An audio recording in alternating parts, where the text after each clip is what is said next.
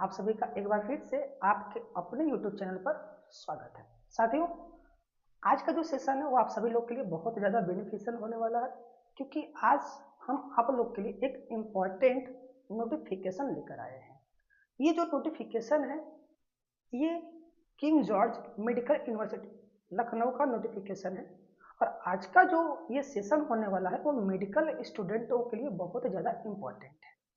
ठीक है, तो आइए चलते हैं, देखते हैं कि किंग जॉर्ज मेडिकल यूनिवर्सिटी के अंदर क्या इंफॉर्मेशन, क्या नोटिफिकेशन आया हुआ, उसको देख लेते हैं। तो मेरे भाई, यहाँ पर king George medical university Lucknow के अंदर नर्सिंग ऑफिसर का रिक्रूटमेंट मांगा गया है। मेरे भाई, इस चीज़ को आपको ध्यान देना है कि किंग जॉर्ज मेडिकल यूनिवर्सिटी के अंदर नर्सिंग ऑफिसर का रिक्रूटमेंट मांगा गया है। अब ये जो रिक्रूटमेंट है, इसके लिए इसका क्या क्वालिफिकेशन मांगा गया है, एप्लीकेशन फीस कितना है, एज लिमिट क्या मांगा गया, ये सभी चीज़ें अभी हम लोग डिस्कस करने वाले हैं। तो चलिए देखते हैं नर्सिंग ऑफिसर के लिए क्या क्या हमारे पास क्वालिफिकेशन होने चाहिए, एज लिमिट होने चाहिए, सभी चीज़ों को हम लोग देख लेते हैं। तो मेरे भाई आइए चलते हैं, बारी बारी सभी चीज़ों को हम लोग डिस्कस करते हैं। तो सबसे पहले हम ये बात कर लेते हैं कि सर इसका अप्लीकेशन स्टार्ट कब से होगा, इसका फॉर्म कब से भराया जाएगा। तो मेरे भाई, ये जो एप्लीकेशन का नोटिफिकेशन है मेरे भाई, वो 1 अप्रैल का ही आया हुआ है। 1 अप्रैल का ही ये नोटिफिकेशन आ चुका है किंग जॉर्ज मेडिकल यूनिवर्सिटी का।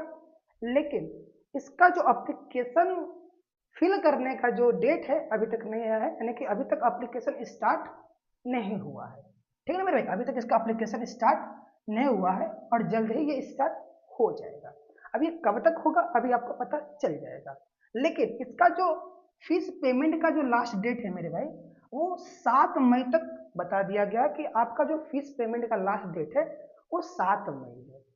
और एप्लीकेशन फॉर्म भरने का जो लास्ट डेट है आपका वो 14 मई बताया गया है।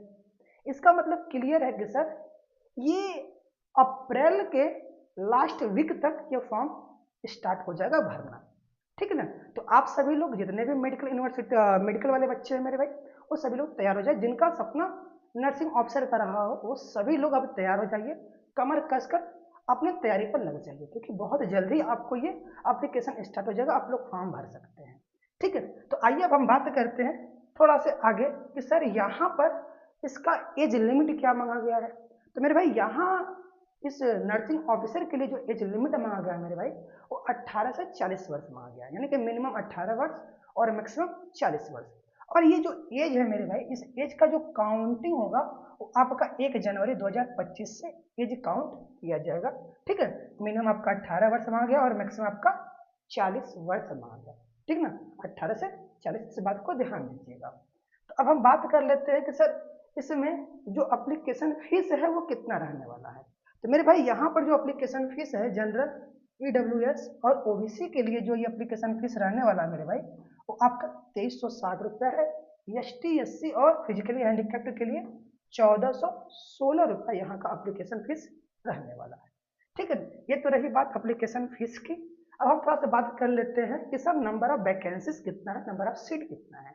तो यहाँ पर मेरे भाई नंबर ऑफ वैकेंसी की बात करें तो कुल 733 पोस्टों पर यह रिक्रूटमेंट मांगा गया है। और जिसमें से जनरल जो है, जो जनरल रिक्रूटमेंट है वो आपका 626 है। बाकी बैकलॉग में आपका 107 पोस्ट पर यह रिक्रूटमेंट मांगा गया है। ठीक, तो अब हम थोड़ा से और आगे चलते हैं, तो देखते हैं यहाँ पर कैटेगरी वाइज कितना कितना पोस्ट डिस्ट्रीब्यूट किया गया है। तो अगर हम इसको कैटेगरी वाइज में देखना चाहें मेरे भाई, तो यहाँ जनरल कैटेगरी वालों के लिए जनरल में जो है वो आपका 264 है, जबकि बैकलॉग में इनका कोई भी नहीं पोस्ट है। वही ईडब्ल्यूएस के लिए जनरल में 60 पोस्ट है और ओबीसी के लिए जनरल में 164 और बैकलॉग में 4 पोस्ट है। और एससी की बात करें तो एससी का 128 है जनरल में और बैकलॉग में 78 है।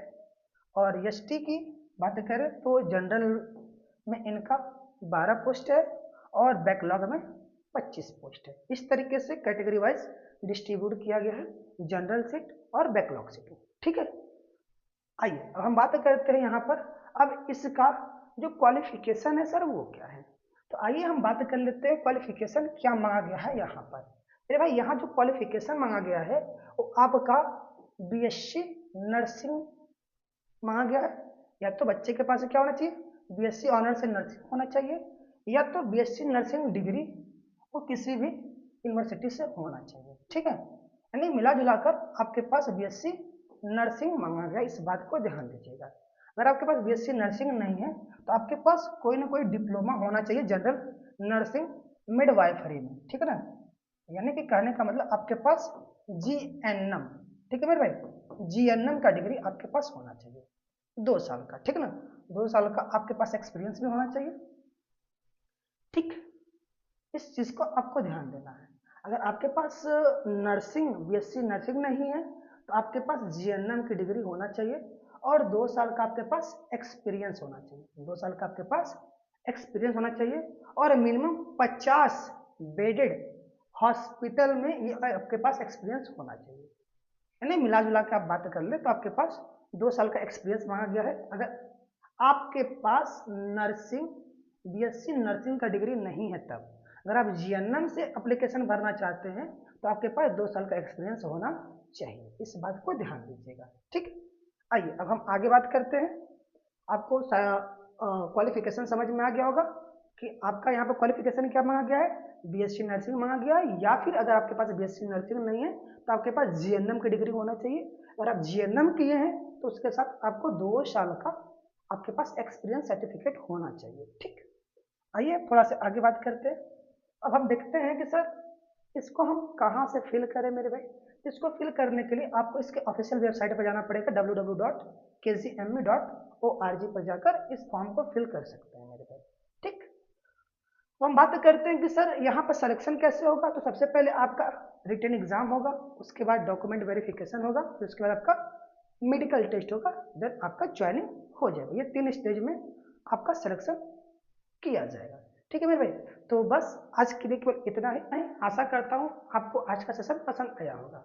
मेरे भाई आज का सेशन आपके लिए जरा भी बेनिफिशियल है तो आप वीडियो को लाइक शेयर कीजिए और चैनल को सब्सक्राइब कीजिए। बाकी ऐसे इन्फॉर्मेटिव वीडियो के लिए आप मेरे चैनल पर बने रहिए। तब तक के लिए थैंक यू, धन्यवाद।